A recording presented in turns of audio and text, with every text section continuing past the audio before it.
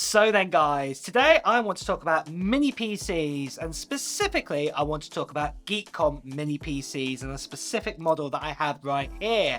As you may well know, I'm a big fan of mini PCs, and also Geekom is one of my favourite mini PC brands out there. And actually back in January I had the great honour of doing an interview with Geekom and seeing their stand at CES, and it was absolutely fantastic.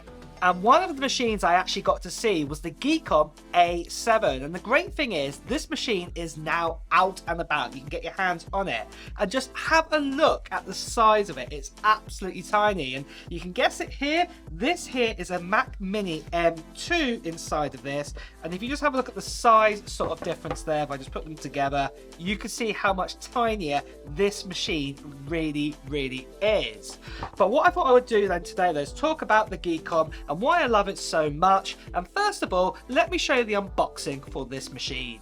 So we have the box here. It's a nice little box, to be deadly honest here. It's a nice design. I really do like this. I'm just gonna pull it open here, if I can do that, get my fingers underneath it and pull it. Let's see if that works. And there we go, it's lifted off. And then straight away we've got the A7 here in some packaging. Well, that looks really nice.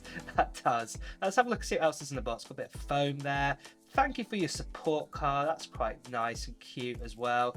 Telling you a bit of a story about Geekom, how they started and everything. They're over 20 years old now, Geekom. They've been around a while. Let's have a look then and see what's underneath this lid here then. I thought so. We've got here a power cable here with that one. So yeah, that's cool to have there. US power cable bit there. We've also got a HDMI cable here as well. HDMI to HDMI end, so that's quite cool. And we've also got the power brick too. What I'd say is about 2/3 the size of the actual Geekom here. Have a look. See, look, it's quite small really. It's really small power supply, so I don't think it's big at all. But yeah, that is pretty cool what we actually have here. And we've also got some instructions too. So yeah, that's just to show you to do upgrades and things like this. But overall, yeah, that is pretty good, and that is the unboxing. So after the unboxing, let's now talk about the actual design of this machine. Now, if you've seen previous Geekom, they're normally made out of plastic, but this is one of the first ones to be made out of aluminum or aluminium, depending where you are in the world and how you say that word. And it's absolutely amazing. It's a real grade A standard metal finish, and I absolutely love it. It's very similar to what we have here with the MacBook Air, and it's really small. In fact, it's less than half a litre small. It's 0.47 litres. It's that tiny, and it is super lightweight. So if you did want to take this around with you, it's going to be really easy to do so. And one thing I always love about Geekom is that they're absolutely fantastic in that they offer loads of ports on their machines. And in fact, let's have a quick review of see what ports we've actually got on this little baby, what we've got right here. So starting at the front of the Geekom here, we have two USB 3.2 ports, normal size here, which is really cool. Also headphone jack too.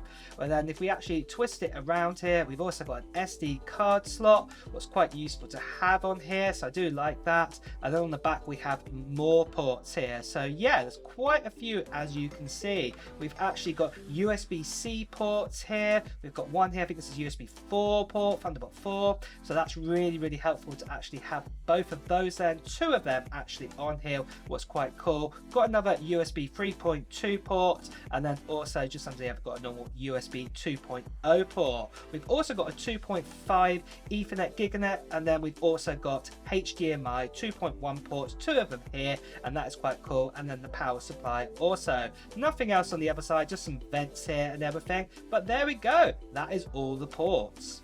So you're probably wondering next, of what specs do we actually have inside this? Well, you've actually got the AMD 7940HS, what is a really powerful integrated sort of APU or iGPU, whatever you want to call it here, with a built-in AMD 780M inside of it.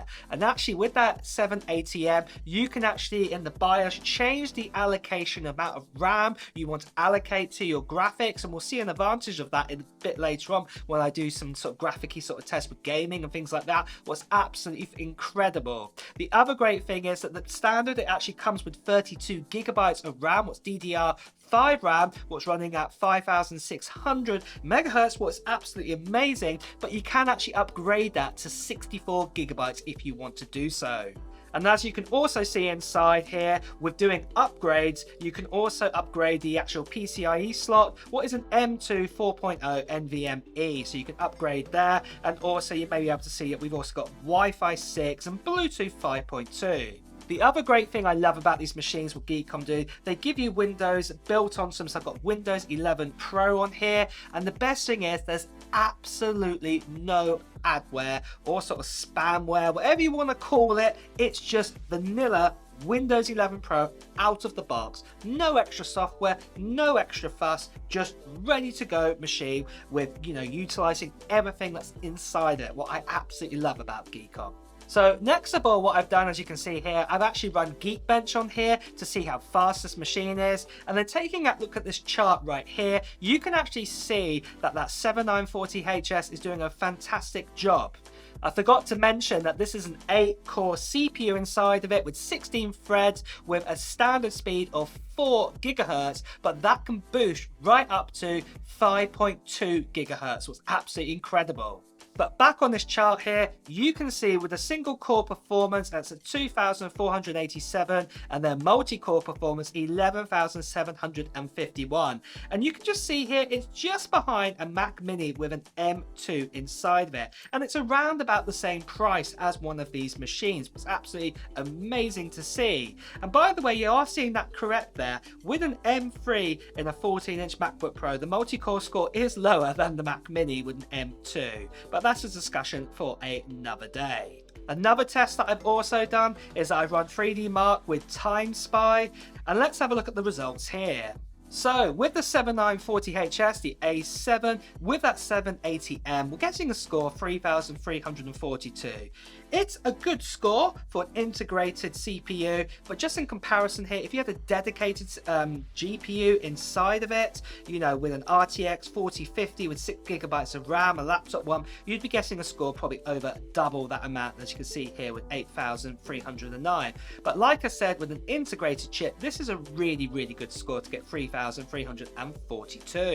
Next of all, what I've decided to do is I've decided to test out Premiere, and Premiere works really well on this in importing and exporting. There's no kind of problems there whatsoever, and the same with Photoshop too. It's really, really easy to do any kind of Photoshop editing on this machine. There's no hiccups whatsoever, so that's great as well. And next of all, I decided to install some games on this machine, and let's have a look then and see what games I actually installed. So I actually installed here CyberPunk 2077, and I ran the built-in sort of benchmarking tool on here. The same with GTA 5, I did exactly the same with the built-in benchmark. Horizon Zero Dawn also has its own built-in benchmark scoring system, and then of course Rise of the Tomb Raider also has its own built-in score, so of course I ran that too.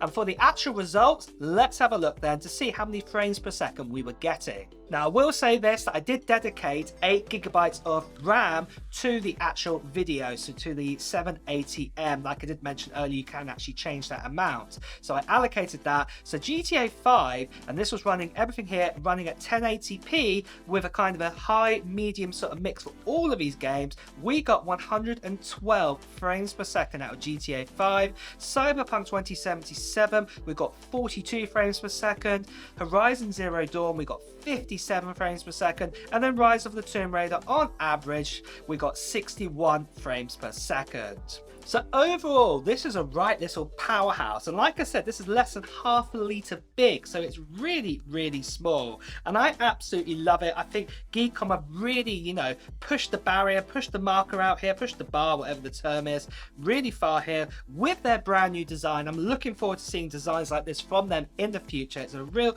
premium feel. It does feel very similar to a certain fruit company, Apple sort of feel too. Very similar kind of material, very sturdy. They both feel as strong as each other, and I just absolutely love it that we've got all those extra ports as well that we talked about, and there is a little bit of upgradability that we can do on this machine. But with that, guys, what are your thoughts on this brand new Geekom machine? I'd love to know your thoughts below. And also the great thing is, if you do want to check out this machine, I do have some of my links in my description of this video, so do check them out for the Geekom A7 right now. And with that as well, guys, it's time to wrap up this video. So if you have enjoyed watching it, please do press the like button. Also, if you want to hear the latest Apple news, reviews and comparisons, make sure you subscribe to this channel and also hit that notification bell. Until next time, guys, I'll see you really soon. Take care. Bye bye.